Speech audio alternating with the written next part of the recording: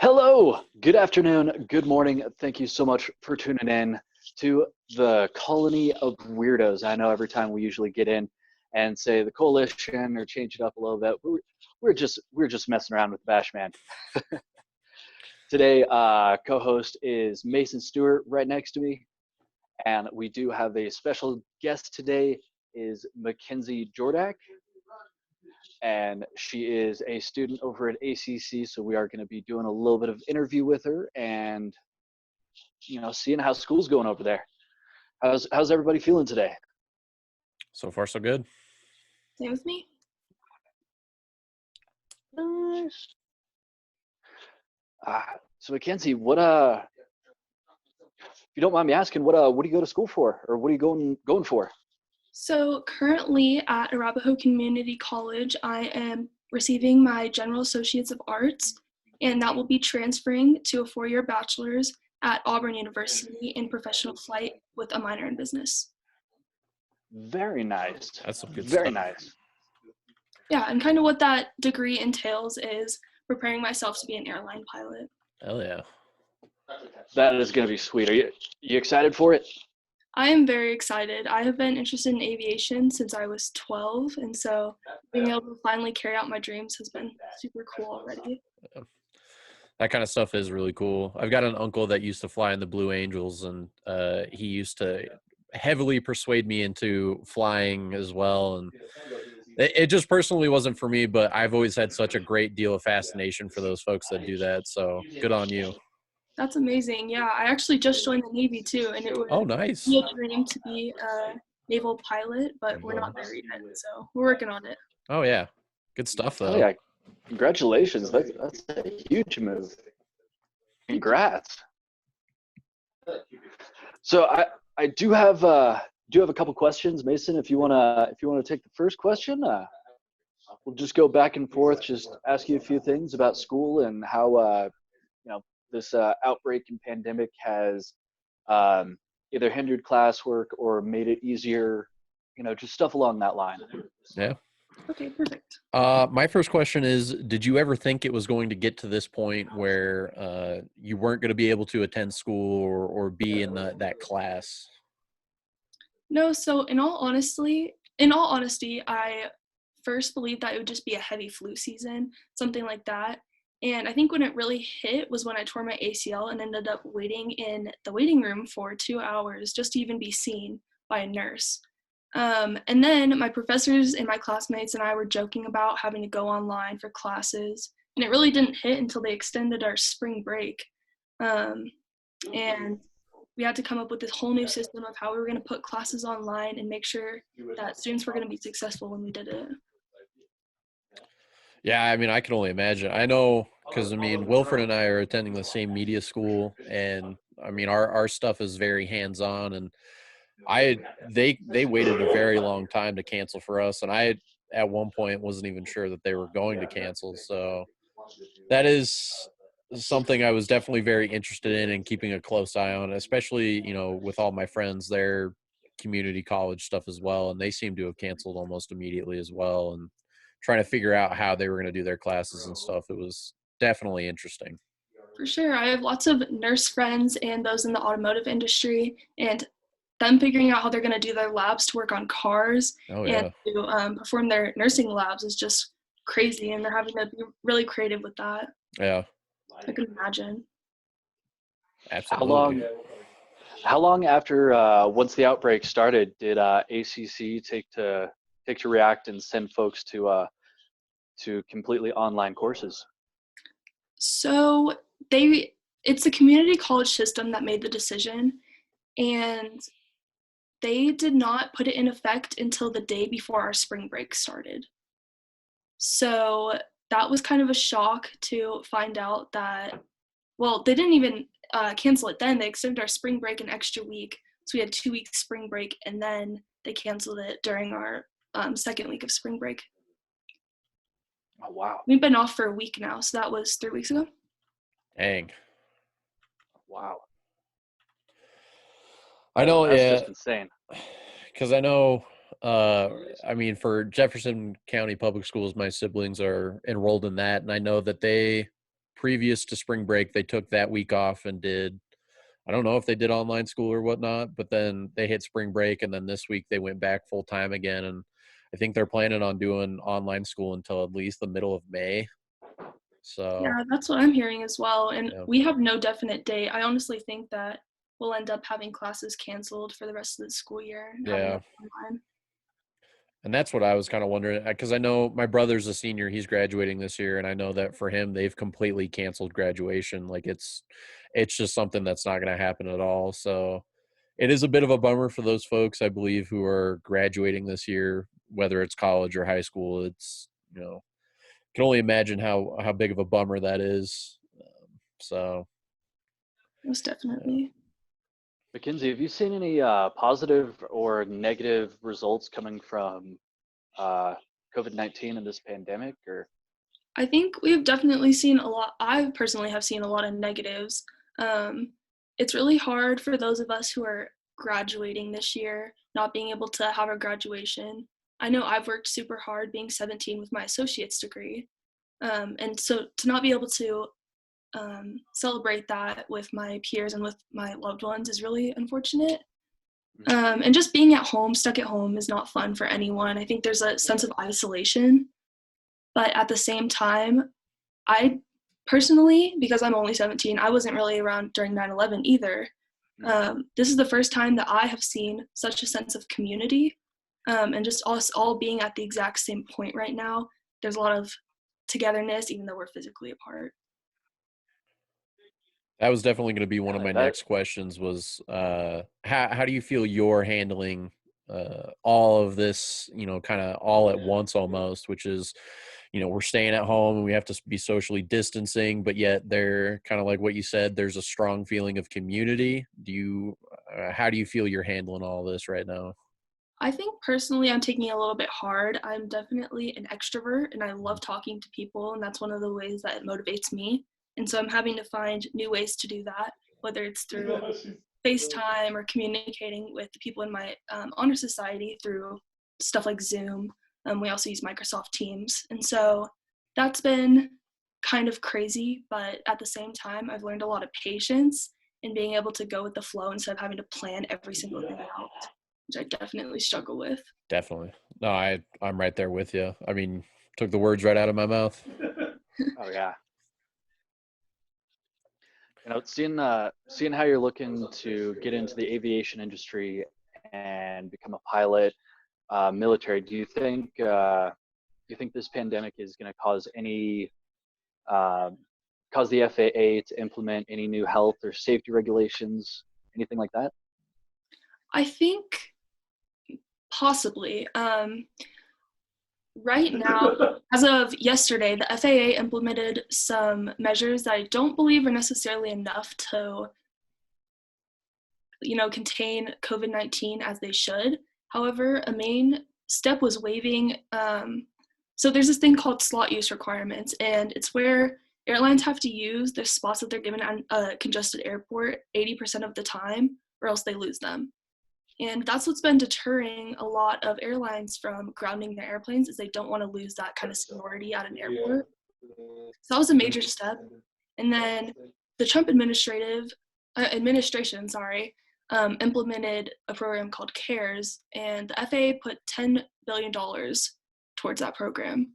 So they've definitely helped out in that sense. However, actually implementing regulations and guidelines for when this stuff happens, they haven't done yet. And maybe we'll see that here in the future. I hope that they would, but the steps that they've taken, it seems like, are kind of minor, rather than maybe grounding and restricting the aircraft that are taking off and how many passengers they hold. They're just kind of throwing money out there, which is unfortunate, I think. Definitely. Gonna have to agree with you on that. That's really cool seeing that they're actually stepping forward to get some things in place to, at least help out the airlines. Yeah. For sure. And they also restricted flights to Puerto Rico, where it was getting bad for a little bit. And they extended pilots' medicals, meaning that there are less contact visits with medical examiners for pilots. As you might know, You have to get a medical to fly so that they know that you're suited to be in the air. Yeah, I can't have anybody flying a plane having a heart attack or having a panic attack or Yeah. For really sure. insane. One question I have for you is, and I'm sure that it definitely hasn't, but just wanted to check in. Has this changed or altered how you look at, aviation and whatnot? Do you feel like this is something that, this situation has kind of changed your feeling on how you look at it? It actually has. Okay. I am majoring in aviation, and I have been told since I started my interest in flying to never major in aviation. So I went against what everyone was telling me.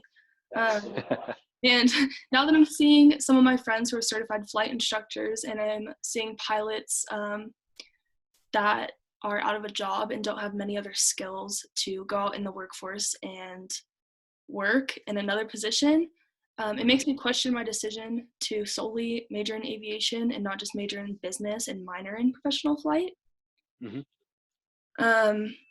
So actually it has. Okay. I don't want to do it any less. It just, the course of how I go about it has changed a little bit.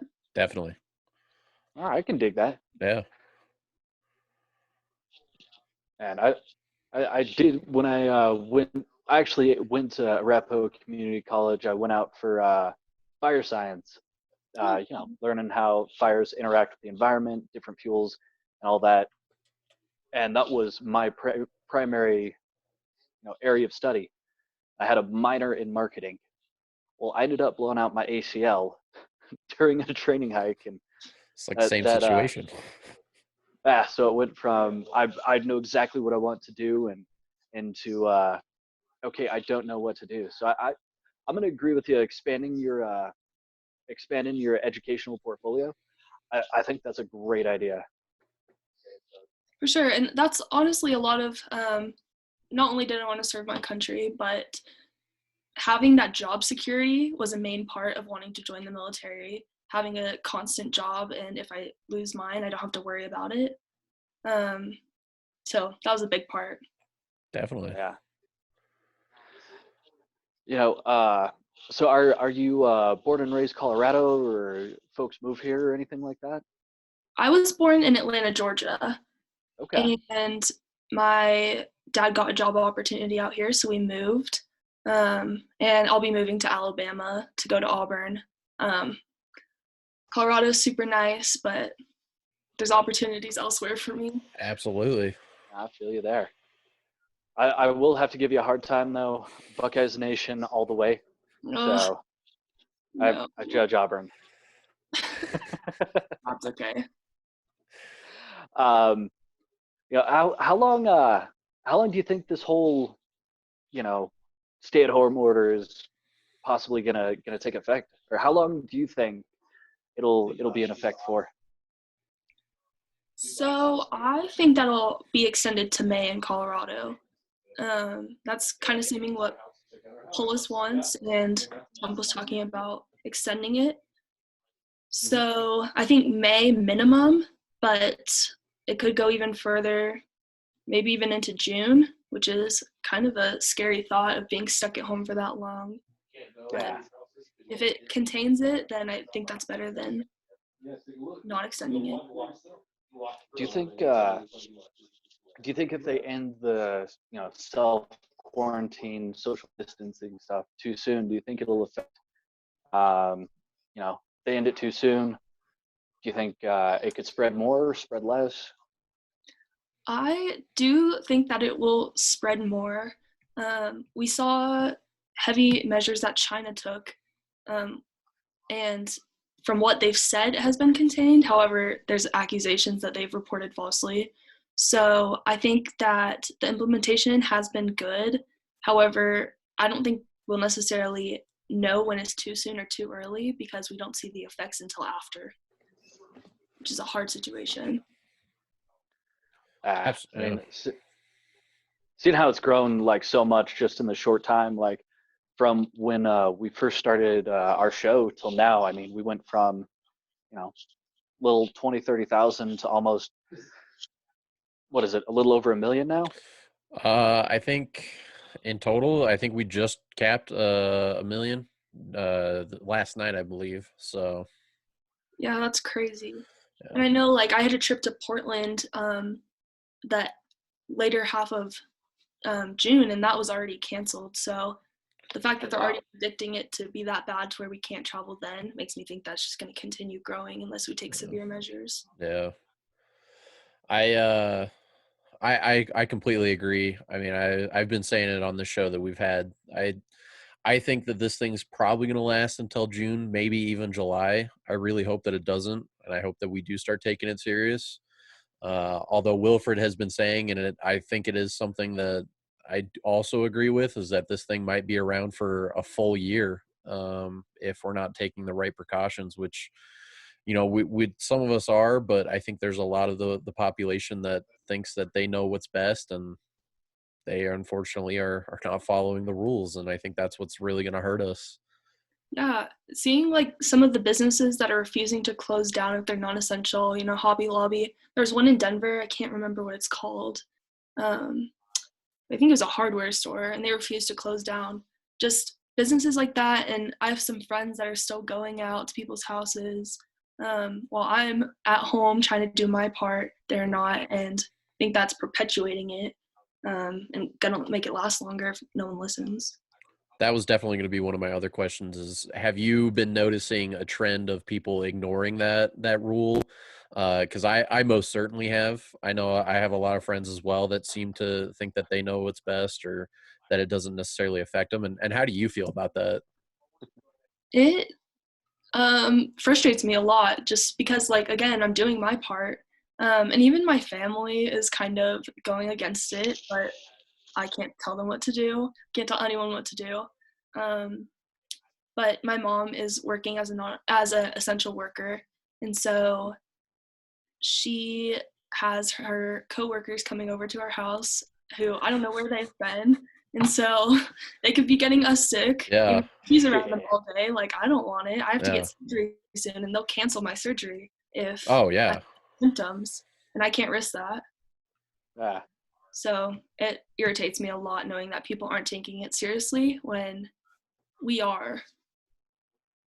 Most certainly. out in New York, I know they've implemented like actual physical lockdowns of the city. There was a bar that opened up, and they're like, "Hey, we're gonna we're gonna open a speakeasy," and that the gentleman who opened up the bar, quote unquote speakeasy, during the quarantine has been arrested and has had charges filed. And some other folks, there's a trend on social media, Facebook, TikTok, a little bit of YouTube of you know going out and pranking the community, saying, "Hey, I've got COVID," and coughing and spitting and touching stuff and food.